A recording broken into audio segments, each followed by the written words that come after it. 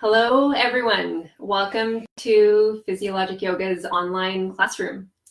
I have a question, and I wanted a forum in which to both ask and answer it. And that question is, what are our biggest fears right now? So before I get you to answer that for us, in case you haven't met me, my name is Leslie Watt. I'm a physiotherapist, therapeutic yoga instructor for the past 10 years. I've lectured for the Faculty of Medicine and the School of Medical Rehabilitation for the U of M, University of Manitoba. And recently I've been circling back to my first degree, which is in psychology and philosophy. So kind of trying to meld all that together to create a cohesive theory and paradigm for what's emerging current and post-pandemic. This is Sandor. Hi. Partner in crime. The one degree Leslie doesn't have is in IT, so I photoshopped myself one, and here I am. And art. And art. You'll see. I also provide some live music, security, and some witty banter. Let's stick with partner in crime. Yeah, and someone that I talk to. So we're going to be conversing. If you've seen our other videos, we love watching podcasts. And so this is going to be a little bit podcast, a little bit conversation. Hey, Aaron, thanks for the heart. A little bit education, a little bit practice. And so my question, what are our biggest fears right now? And again, before I get you to answer that, and we go into what emerged out of that question, I needed to ask it because before COVID, there's going to be a before and after, and we're in the midst of the middle of it, but beforehand. BC has already been taken. BC, before COVID.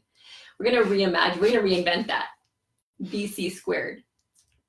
That sounds sacrilegious. It's also where we are, British Columbia. This is like BC everywhere. Hey, Mom and Michelle, thanks for tuning in. So we're trying to find both a context to provide going forward, and I realized that I don't have context anymore because I really feel like this new normal that's emerging requires will require a whole new science. And a lot of my teachings in the past, a lot of my therapeutic yoga teachings and what I provided as a physiotherapist clearly were rooted in science and physiology. That's where the physiologic yoga name comes from. But I think there's something deeper that's emerging out of this, and I think we need to ask different questions. There's more going on here than the fight or flight response that we're all familiar with when we talk about fear and stress. I think there's something deeper happening. So I would love to talk about it, get your take on it, answer your questions, and for you to answer my questions. So first of all, Sandor, what was it that you said when I asked, what is your biggest fear right now? So my biggest fear right now is that coming out of this, our new norm is going to be going back to what the old norm was. That society is not going to grow or learn any lessons or make some much needed changes out of it. That we're just going to keep on keeping on, and that we'll be destined to make the same mistakes over and over again. And we'll find ourselves back in this position because we're going to there's going to be another COVID come along. There have been them in the past.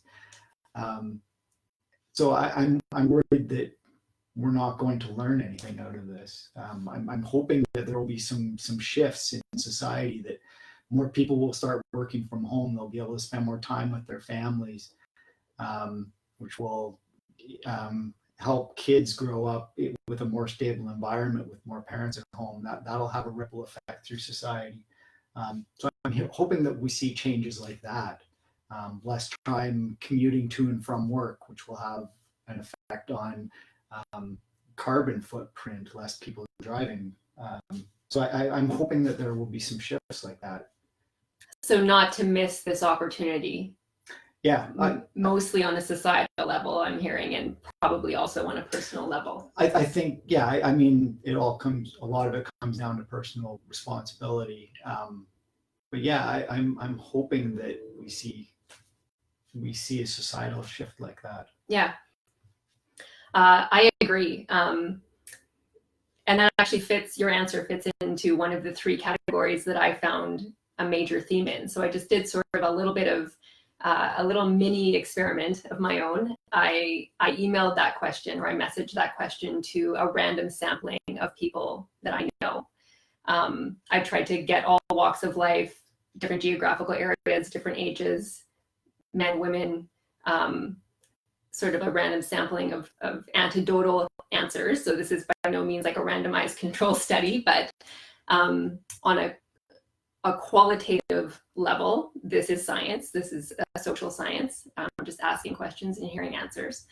And your answer fits into the first category, which I called social and economical.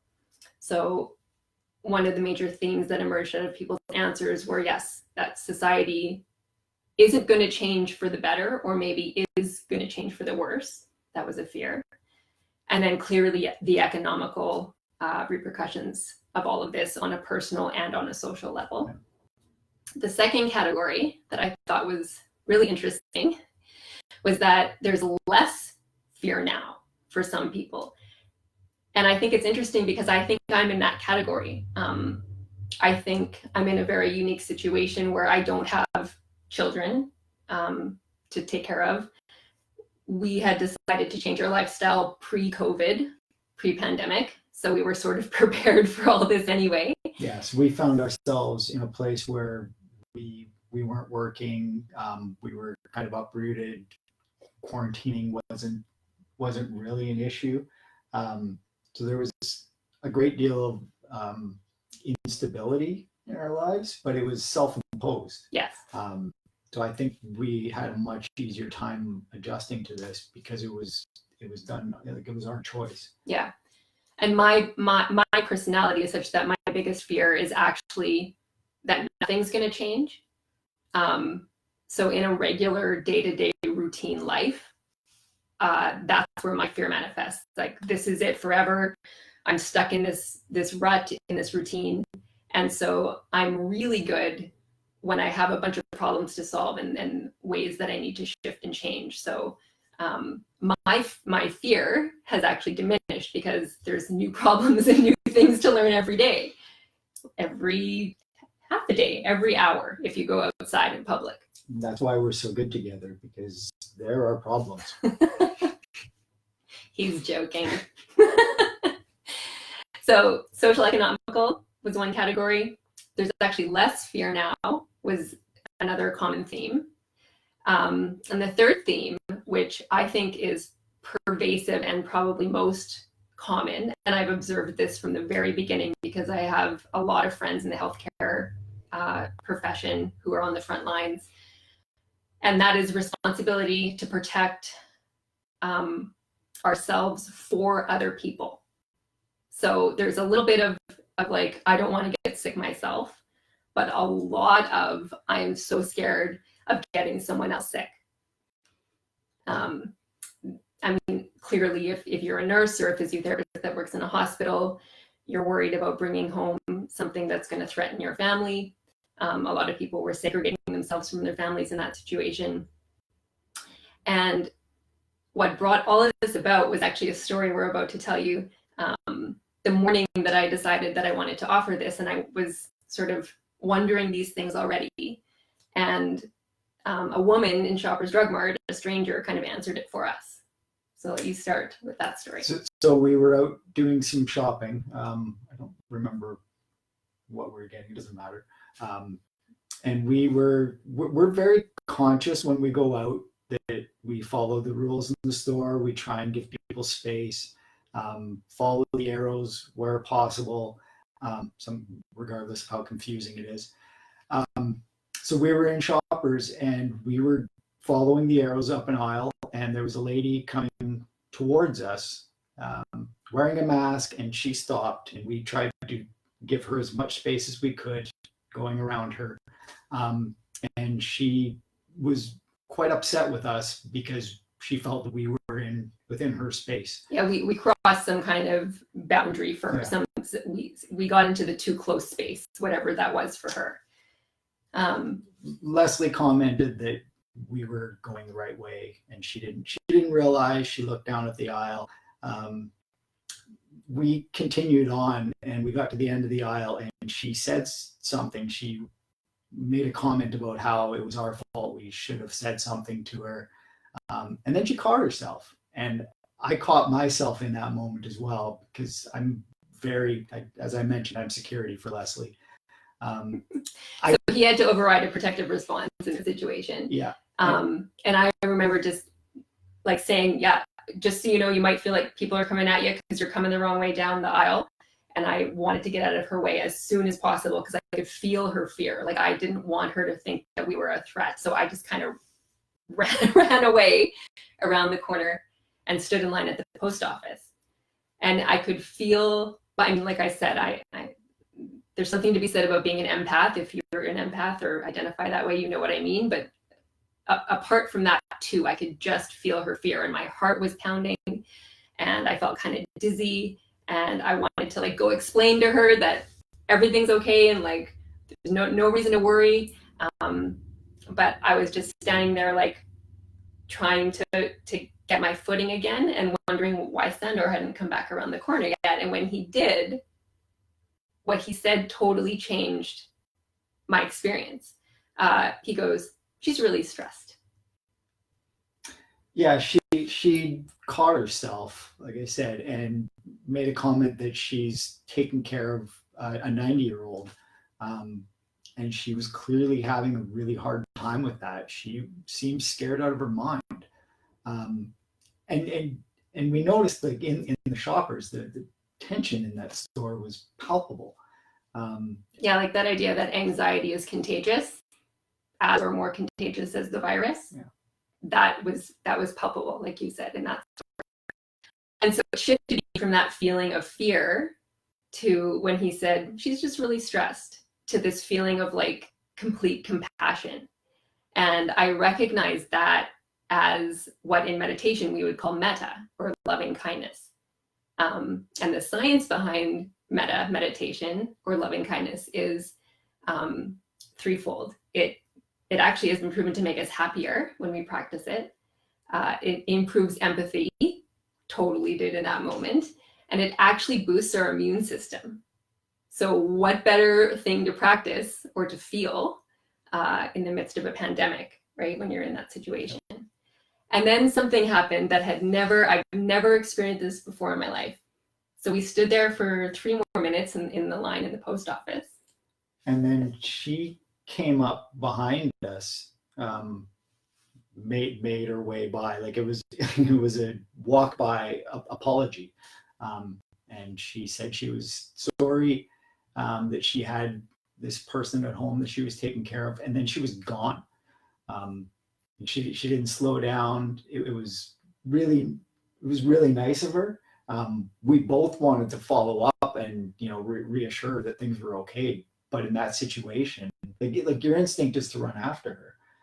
Right. And so you have to refrain these responses that used to make sense to people and to us in society, to that instinct to approach someone when you're trying to soothe them or help them or reassure them, and instead switch that and be like, I'm going to reassure them and soothe them by keeping my space and just accepting the apology from a distance. And all I could say was, it's okay. It's okay. It's okay. It's okay. Because like I was saying, it's okay. Like it's okay that you're scared and that happened, but also it's okay. Like it's all going to be okay. So I was impressed with all of us in that situation. I was impressed with Sandor for recognizing like she's stressed. It's okay.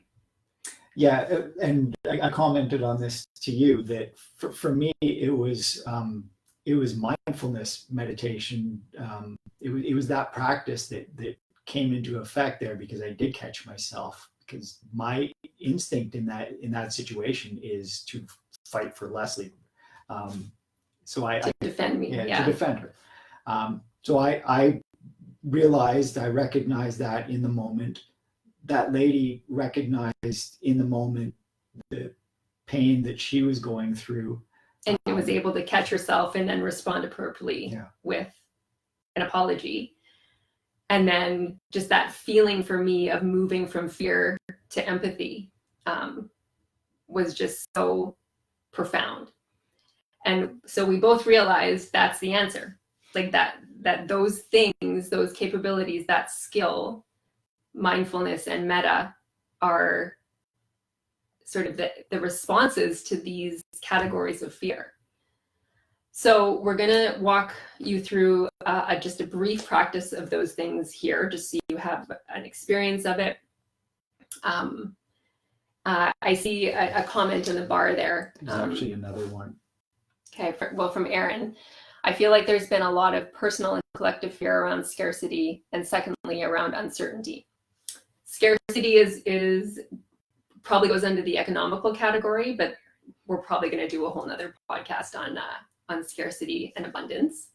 And then the uncertainty, that's a huge broad umbrella. So I think as we reemerge with this like testing of phase 2 and, opening, we're allowed to be in groups of 6 or something, maybe.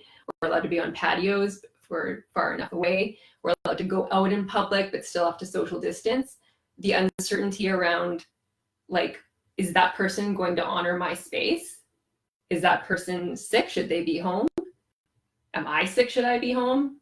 How long should I spend out in this parking lot? Like, so much uncertainty is going to arise. Well, and you never know from one situation to the next. Like that day, we went from the Shoppers where the tension in the air was just palpable, and then we went over to the Walmart, and it was like walking through an amusement park in Florida. It was right across the parking lot. It was not a different neighborhood. Yeah. It was completely different feeling. So we really noticed that you have to shift instantly in your paradigm wherever you're going. So as you start to reemerge, having these tools under our belts feels so comforting. Yeah. It does create certainty, actually, because we can depend on these skills. We can fall back on them. We're better able to Certainly. adapt. Yeah. So before we start the actual practice, while I read this, if you want, you can get comfortable in a seat. I know, like physiologic yoga, you think you might need a yoga mat and some props and space to lie down and move and stuff. But today we're going to do the yoga practice of meditation. So as long as you're comfortable sitting, you can lie down for sure. We have a 20-minute video on like preliminary meditation stuff where you learn how to sit, or you can practice options on how to sit. So that's available, I think, on my website and on YouTube as well. And we'll put a link up to it in the description later. Yeah. So if this is literally your first time meditating, you're not quite sure what's going on, watch that. But get comfortable as I read this. So this was one of the answers from a friend of mine who lives in Minnesota. He is a frontline worker. He's working in the grocery store, and I actually mailed him some medical masks because they weren't provided for them down there. He was wearing a construction mask to work. So he has a lot. He lives alone. He's been at work frontline every day since this started. And so I asked him what his biggest fear in all this was, and his answer totally blew my mind. So I'm going to get you to read his answer there. So, my biggest fear is the overall impact of this pandemic or any crisis of this magnitude, which causes dramatic effects to the arts, let's say orchestras, concert bands, and other performing arts, or anywhere social distancing is really an impossibility. So thank you for your answer, Mike. I was delightfully surprised, because if anyone should be scared of going to work, it should be someone who works in a grocery store in the States. Right. But then he explained that his parents were both into music. They were both musicians.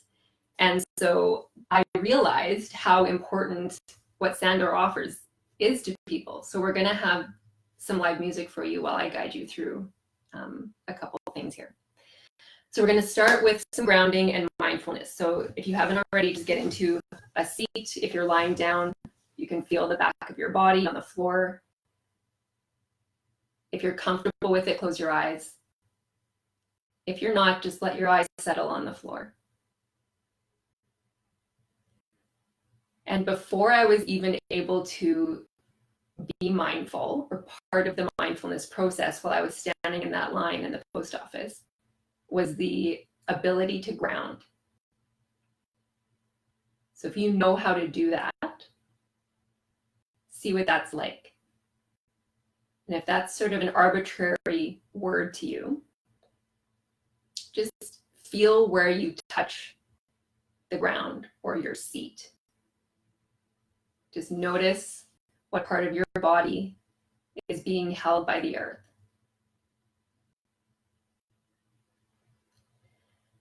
And with that, see if you're able to slow your breath just a little bit. Exhales are very grounding. So if you're able to exhale a little longer than you're inhaling, almost like you're sinking towards the earth, that might allow you to ground. Grounding doesn't mean that you're feeling calm or good or even under control yet. It just means that you're attempting to get into your body and feel what's there. So instead of allowing your environment or someone else's fear maybe, or what's going on around you to affect you, you're drawing your attention inward and letting the earth hold you. And as you do that, now just take note. What is your breath doing? Do you have any pain?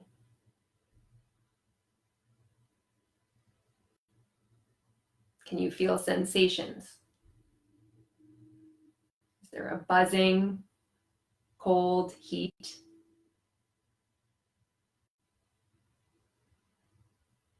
Is there a theme to your thoughts?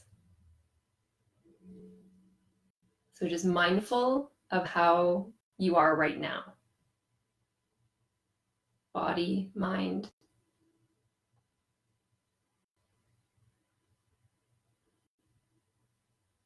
And then just allow some words, some labels to happen. So if you are feeling something with your body or with your emotions, if you notice that you're thinking something, can you name it?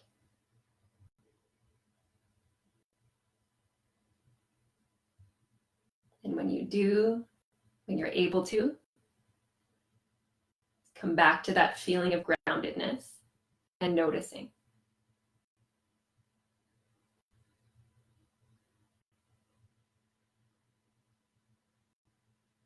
You might notice how it's changing as you sit.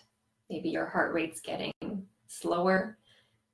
Maybe your breathing's getting faster. Whatever it is, just notice what it's like to be here without judgment, grounded, noticing and naming.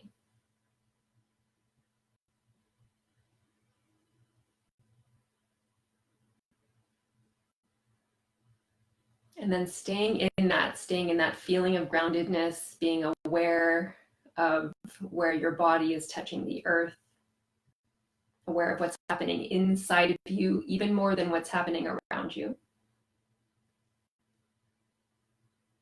As Sandor gets his guitar out, I'm going to get you to start focusing a little bit more on your heart space. So keeping everything else available to you.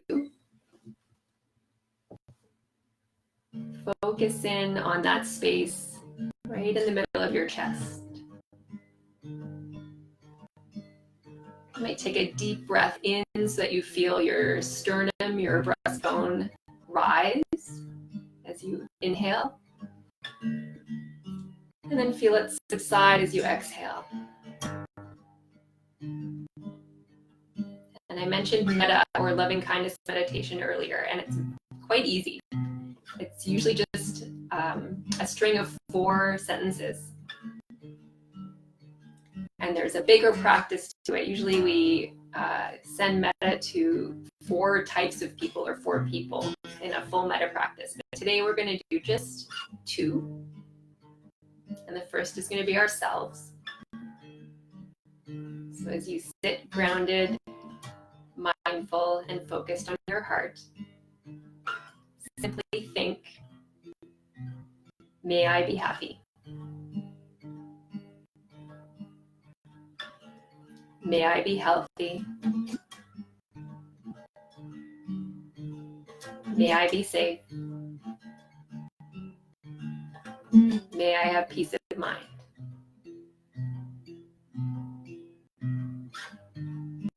Staying focused on yourself. One more time, maybe every time you breathe in, think, may I be happy.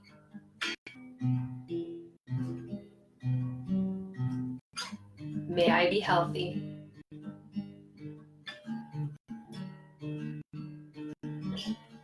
May I be safe.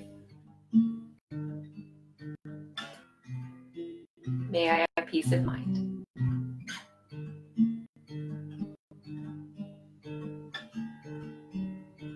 Bringing yourself back to the feeling of being grounded, sitting in your seat or lying on the floor, feeling your body, sensations, especially focusing on your heart. I'd like you to think of a stranger, an acquaintance, someone you may only have encountered once. This might be like your postman, someone you saw in the store last time you went, someone you saw in line last time you were waiting. See if you can sift through all the strangers you've seen in the last day or 2 and just pick one. And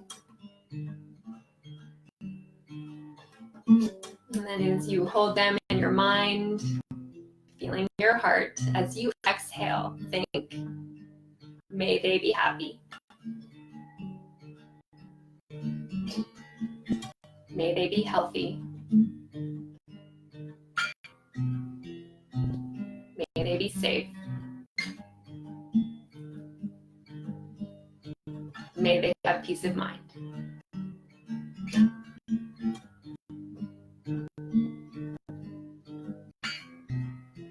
Four more slow breaths here.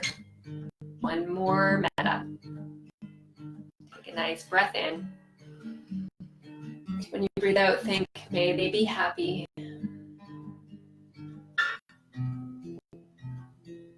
May they be healthy.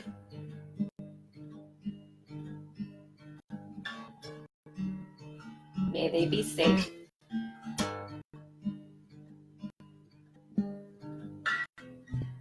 May they have peace of mind.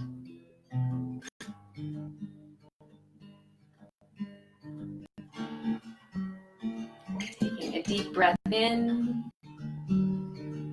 long breath out.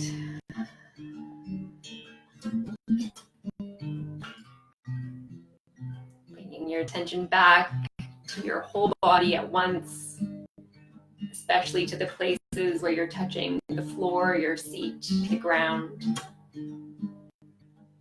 And it can be as simple as that. Your eyes are closed, let them open.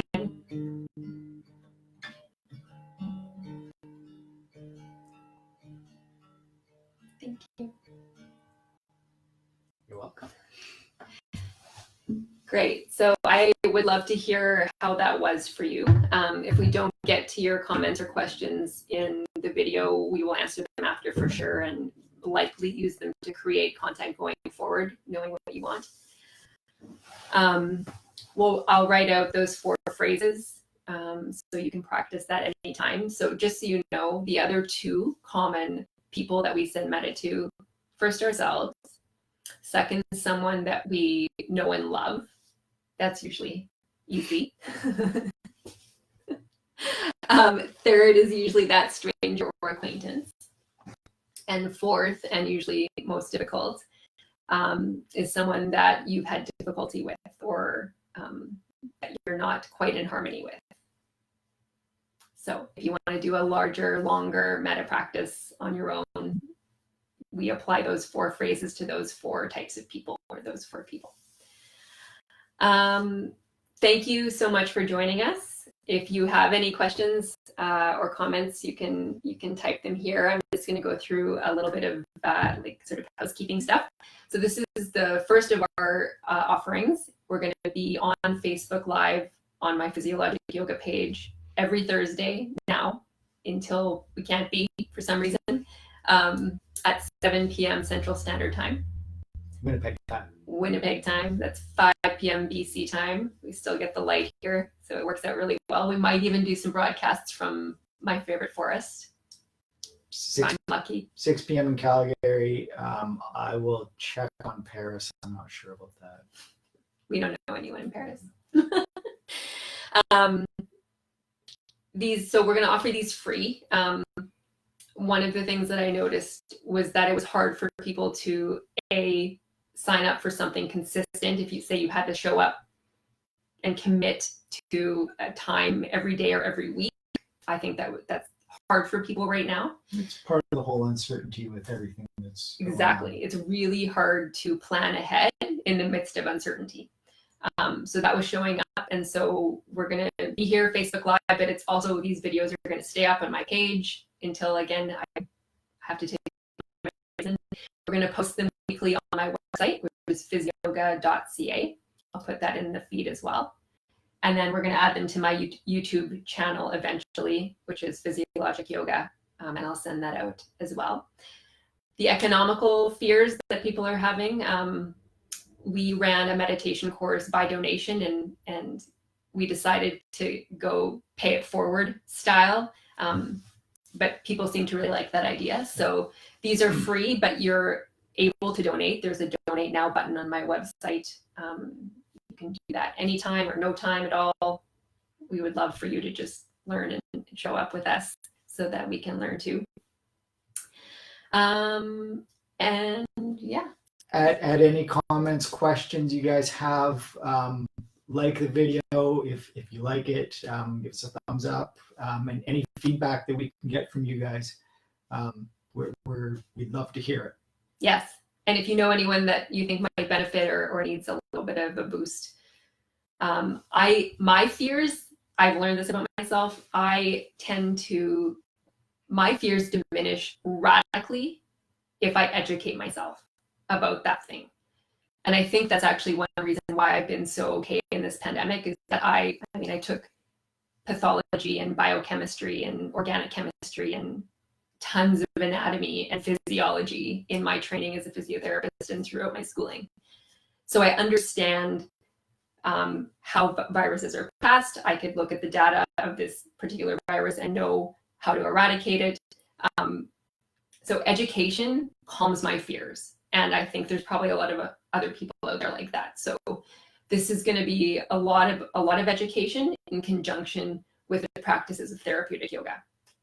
So next week, we're going to have a little bit more of a physical practice. So join us then. You might want to have your yoga mat. And if you have anything personal you want to share, feel free to message me privately on my Facebook page, Leslie Watt. Thank you so much.